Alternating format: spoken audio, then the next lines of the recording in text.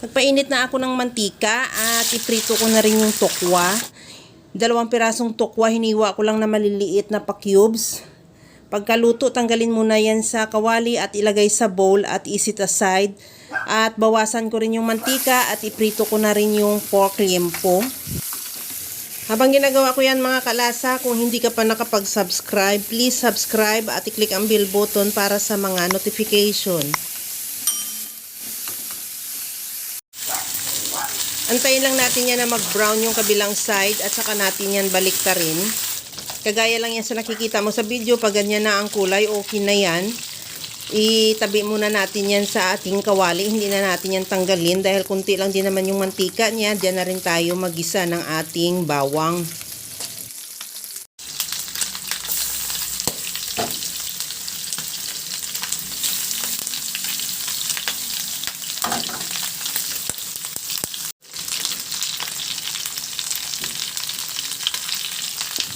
Ilagay ko na rin yung sibuyas.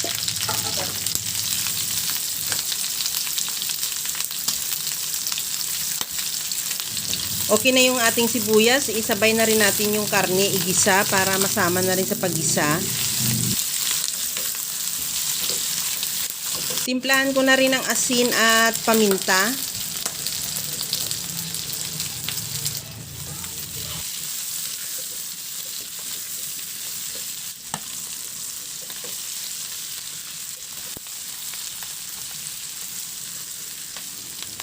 Maglagay na ako ng tubig.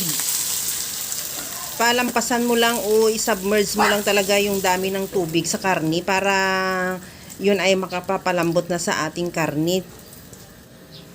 Takpan muna at isimmer, pahinaan yung apoy hanggang sa maglambot lang yung karni o mag-reduce yung sabaw. Okay na tong ating karni. Tikman ko muna kung okay na yung timpla niya. Maglagay ako ng patis.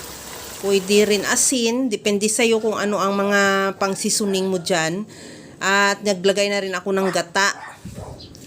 Bali 200 ml lang ng gata at ihalo lang at isunod ko na rin ilagay yung pinirito nating tokwa.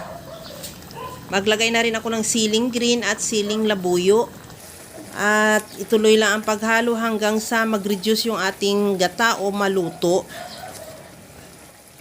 Okay na tong ating gata. Gusto ko yung ganyan, yung malapot lang siya pero hindi siya nagmamantika. Kunting halo lang yan at ready to serve na yan yung ating napakasarap na ginataang pork liempo with tokwa.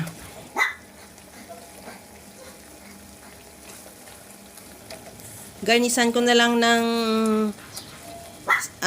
cilantro yung hiniwa ko. Depende sa'yo kung may spring onion ka, pwede rin.